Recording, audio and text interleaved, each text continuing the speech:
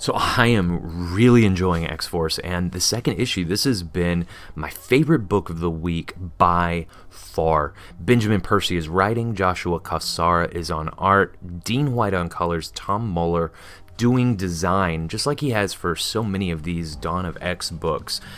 I don't really do traditional reviews. My videos, in truth, they're more of a critical analysis of the writing of some of my favorite books that I'm reading. And guys, I'll likely only have time for just one book a week for the next few months. Maybe an occasional writing video thrown in there. And in fact, my favorite videos are about writing, and since I've changed my format and editing style, I haven't really done enough of those. Honestly, I only have 2 up, so hopefully you'll stay tuned, be patient, and stick around for my next videos.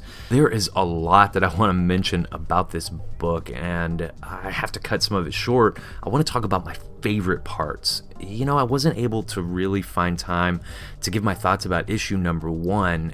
Honestly, it's because work is so busy, which is great. I just feel awesome about that. So I'm happy about it, but I'm going to do my best not to neglect y'all and do a video a week. So it's like I said, this has been my favorite book from this week, but this has been my favorite art out of any of these Dawn of X books, since House and Powers of X, which those were by far the most spectacular. But I'd say this, art is very important to the overall tone of a book, and in this book, in X-Force, the dark shades, it fits the tone of this series, which it's also very serious and somber in nature, just like Fallen Angels is, as the writing goes. And this art for X-Force, it perfectly captures the fact that we're entering some dark territory with these themes when Percy's talking about experimentation with humans, literally breeding humans as assassins. I would say this, this feels like a teen and up book. Definitely I wouldn't suggest it for kids, that's for sure. So, the first issue, it shows Domino going undercover into this anti-mutant cult, and that's the last we see of her until she shows up on the radars as parachuting into Krakoa. And, in the director's cut of issue number 1, it really hints at the fact that the assassins literally wore Domino's skin as they flew into the island, and that is why it showed up on Krakoa's security system as Domino being the one that was flying in, when in fact, of course, it was the assassin team. And this second issue, it is just as brave in its delivery, and it takes this story deeper into a darker place. It shows us the horror of what is going on, which it's dark, and there's a lot more mystery to come, and I cannot wait to see what happens in the next issues of this book. So this intro is brilliant. Eric stands over Xavier's dead body, and says, "If only I had been here, I could have stopped the bullet. If only you were made of metal, I might put you back together. If only, old friend." And as he's using his powers to piece back together what is left of Cerebro, in this moment, the question on so many readers' minds is, who will be the one to bring Xavier back? I'm still thinking about all of this from House and Powers of X, mentioning these problems that were associated with resurrecting someone into the wrong body or with the wrong procedure. I even wonder this, has that already happened with someone, or is that going to happen soon? Will it be Xavier that it happens to first? Just like you'll see, Jean Grey is likely the only mutant powerful enough to use Cerebro to resurrect Xavier, and it's going to be really interesting to see what occurs, if she's powerful enough, if she makes a mistake. And that's the conversation that's to come in the next couple pages. This issue has a very fitting title Long live the king. Very cool. The intro, short and sweet. Mutants around the world are flocking to the island nation of Krakoa for safety, security, and to be part of the first mutant society. Only Xavier has just been assassinated by a strike team that somehow infiltrated Krakoa's defense sensors. This conversation that ensues between Eric and Jean is written really well. They're talking about what's at stake if Jean isn't able to resurrect Xavier. This whole time, Eric is using his powers to take Cerebro and fashion the remains into a sword.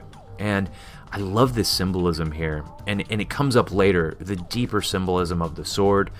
I mean, you can really come to so many conclusions about what that could mean immediately, but then on the very next page, Beast makes a reference to the sword of Damocles, which, of course, it's an allusion to the danger that, anyone puts themselves in when they take on so much power, when they're very vulnerable. They don't safeguard against the things that could happen, and Xavier is very important. Besides the five mutants in charge of resurrecting other mutants with their powers, him and Moira, they are the most important mutants alive. There's a lot of depth to this entire story, all of House and Powers of X, and very likely what's to come. And, like I said, this issue, it takes it even deeper, it asks further questions, and it doesn't answer them all. It makes us have more questions that we want answered. This is why we're going to keep reading. That's what great writing does. Like I said, that is why this book's my highest recommend, honestly, for the past 2 weeks, in fact. So, Hank and Jean, they make their way into what's called Cradle 1, and this is where one of the many backups of Cerebro sits waiting to be activated. I like the reference material for this. It talks about how someone slipped a homing device into Xavier's food or drink at some point, and how they began daily doing an EMP blast to wipe out all the electronics to assure that it won't happen again, right? So, this is what they're doing here. They're dissecting the bodies of these assassins that parachuted in. They find that they have no fingerprints. They have extra bones inside of their skin that can be used as concealed weapons. And we know what that's pointing to, that these are biologically engineered assassins. We're going to see that later, but this, again, it heads into some dark territory. I can tell that Percy really understands Wolverine's character, and let me say this, I've also been listening to The Long Night. It's a radio drama podcast written by Percy. I gotta say, I'm loving it, and it makes me more excited for the Wolverine series that's going to be coming out next year. Benjamin Percy is the man, in my opinion, to be writing Wolverine. It's good stuff. So Logan says, "How many are still alive, Doc?" "Just the one. He's barely holding on, no thanks to you." "Keep him that way, but don't you dare make him comfortable."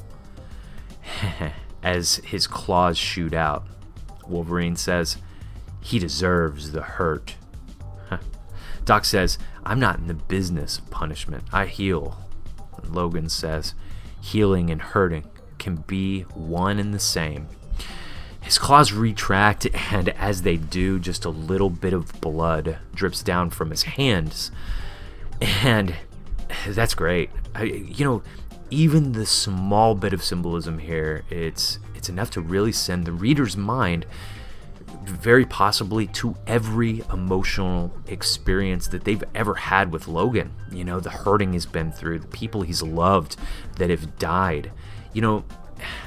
I love Logan, his story, his character. It's this loner archetype that has this rawness, this harsh nature to it. He's one that exists on the outside to mask the kind of emotional trauma that he's seen. He would never let on that it's emotional trauma, but he's been through more than most people could ever deal with in 20 lifetimes. makes me feel like he understands a deeper part of life that other people really don't. You know, people who have lost someone dear, or lost many dear to them, like Wolverine, and stayed strong through it. You know, their life experience, it's deeper than most. They understand something, and Wolverine definitely understands something. So, you know, if Wolverine isn't being written from that perspective, in my opinion, he's just not being written right. So yes, I will absolutely be picking up Benjamin Percy's Wolverine series, because in those very few short lines, and of course other lines from issue number 1, I know that Percy understands the character, and that everything that Wolverine has been through, it shows in his words and his actions. And you know, this is exactly how he would react to things based on his archetype, you know, the harsh, introspective loner. The rest of this book gets pretty fun because we get to see Logan's character put into contrast right up next to Kid Omega. And you couldn't find a bigger difference between the two characters. You know, I would define Kid Omega as being kind of the yuppie, privileged kid from the suburbs, right? A kid that thinks he knows everything, you know? And this whole exchange between them is really the most fun kind of back and forth quippy dialogue that I've seen in a long time. Kid Omega says, whoever did this to the professor may well have done it to me. They're mine to punish. And Logan, he says, appreciate the righteous anger, kid, but you should head back to whatever Krakoan preschool you escaped. Kid Omega says, don't pretend competency, Grandpa Logan. What were you going to see if 1, 2, 3 worked as a passcode, or maybe cigar or bourbon? Again, I like it. I really like this, and this next part really hits me hard, and this is the kind of stuff that I'm looking for in comics, you know. Hank and Jean, they're working on Cerebro, and they're kind of on a timer clock to really get this done quickly. And Hank makes a reference to delivering their souls from the sword, after saying that he doesn't believe in prayer, but he remembers one.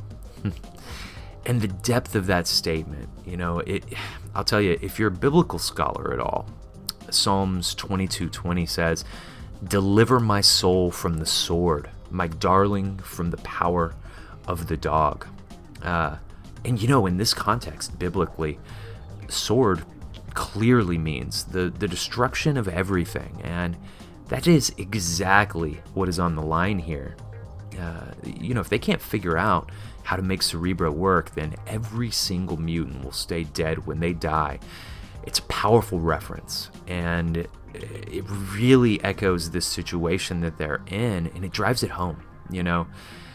Again, that verse, you know, he doesn't even talk about the dog. Beast doesn't, but it's in that verse anyway. And so it's kind of this hanging thing. If you know Psalms 22:20, then you know that he's talking about delivering them from the power of the devil. He's talking about the soul. He's talking about delivering the soul from complete destruction. Again, powerful words. Fantastic book. They go on to find that they're dealing with a group of individuals here that, it's like I said, they've been breeding people specifically to be assassins, and it's pretty gruesome the way that it's all shown. I really like the way the series is going.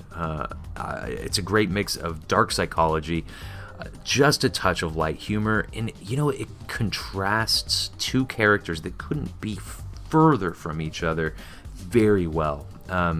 So I really can't recommend this book any more strongly than I have. It's exactly what I've been looking for in an X book, honestly. And you know, I liked X Factor number 2 just a little bit more than I liked Fallen Angels number 1. And I think a big reason is because the art was so good. You know, this is the case. You know, when great art is mixed with great writing, you get an amazing book. And I feel like that's what this is. I give it a 9 out of 10, 9.5 out of 10. That's big. That's huge for me. Look, hey, I'm going to be talking about my favorite comic book every week for a little while.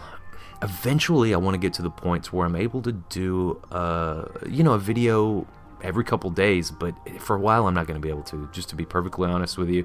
So look, I hope you'll tune in and keep watching my videos, even though they come up so sporadically. I'm going to try to make it a habit every single weekend to make one, and maybe put one up on Mondays or Tuesdays.